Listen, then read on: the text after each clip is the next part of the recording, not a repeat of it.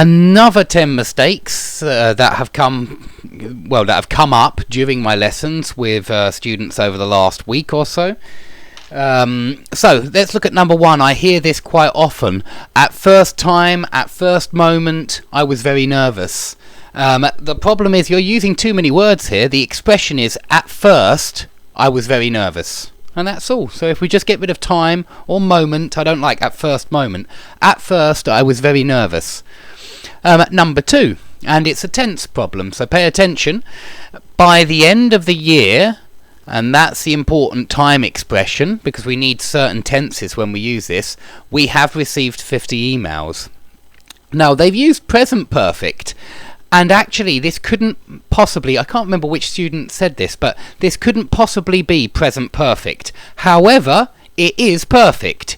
It must be either by the end of this year, which means the future, so we need future perfect, or it could mean by the end of a previous year, in which case we need to use past perfect. So we need perfect, but it's future perfect or past perfect. So it could be we will have received, if we're talking about by the end of 2016, let's say, or by the end of 2018, some kind of future year.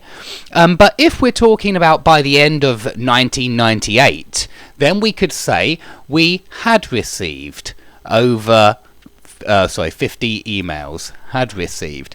So that would be for 1998, but will have received would be for 2019, for example. Okay, let's come on to number 3. He was catched stealing morphine. Pretty easy one, this one. You don't want to say catched because this is an irregular verb, and the irregular form is caught, but a lot of people forget the irregular one, like bought, same kind of sound as bought, but caught. He was caught stealing morphine. Okay, on to number 4, and it's connected to number 5. We're dealing with prepositions here. They arrived to the theatre. Certainly not that preposition to. With arrive, we can use arrive at or arrive in. Arrive at for places and arrive in for cities. Arrive in Paris, arrive in London, arrive in Moscow, but arrive at the swimming pool, arrive at the office, arrive at the station. So they arrived at the theatre. And I'm sorry that I can't get it in there very well, but court's there as well. So they arrived at the theatre. And now look at number 5. The police came at the theatre. No, because with come and go, when we're talking about movement, and I should point out here that in English, arrive doesn't sound like movement. It sounds like location. I know in other languages it may be the case that you use it with a moving preposition. Well, we're not. We're using it with locative prepositions. It's describing a location. Come and go is describing a movement, and so with come and go we use to. Okay? So make sure that's clear. Come and go to. So the police came to the theatre, not came at.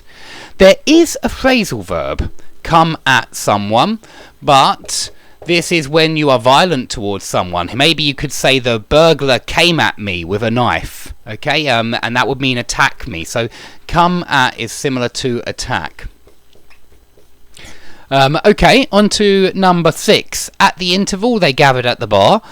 There's a better preposition than at here, because we mean in the middle of, or during. Is what we really mean here, during the interval. Please remember during plus noun, and there's your noun, the interval. Okay, number 7, this is targeted to the older population. This is a preposition mistake again. It's not targeted to them, it's targeted at them. It's targeted at the older population. They were talking about a product. The student was talking about a product here, and the product is targeted at the older population. Okay, number 8. This was a mistake from Alex, and he made a little collocation mistake here. 15 people were damaged. He immediately realised his mistake. Only buildings and cars get damaged. We say the building was damaged by a hurricane, or the car was damaged in a car crash, but 15 people were injured. Maybe seriously injured, maybe fatally injured, who knows, but it should be injured for people, damaged for cars or objects. Number 9, we were discussing weather, and he said a strong shower. Now, in my last weather video, I pointed out that we say a heavy shower, but a strong wind. So you can say a heavy shower if you're talking about rain. We usually use the word heavy rain, a heavy shower, but we talk about strong winds. Okay? So mixed it up there on number 9. And number 10, only once it was an earthquake here. This is really typical mistake for advanced learners. They very often mix up it with there. Please remember, we use it when we're giving a definition of something, and we use there when we're giving a description of something. So we're saying there was an earthquake here. We're not defining what something was. We're not saying what happened. For example, we use it in this situation. If somebody says, "What was that noise?" and you say, "Oh, it was an earthquake," you're defining what the noise was, and so you need to use it. But if you're just giving a description in a story, like in the, only once there was an earthquake here, yeah, and you're just describing the fact that there was an earthquake, you're not defining anything. Now, my students who watched the previous video on inversion will remember that it is possible as well to say was there instead of there was. And if we say was only once was there an earthquake here, we are emphasizing that only one time. We're making it stronger. Only one time was there an earthquake here. So I just thought I'd mention that just to remind you about inversion. And if you're not sure what I'm talking about but would like to find out more, please watch the video on inversion.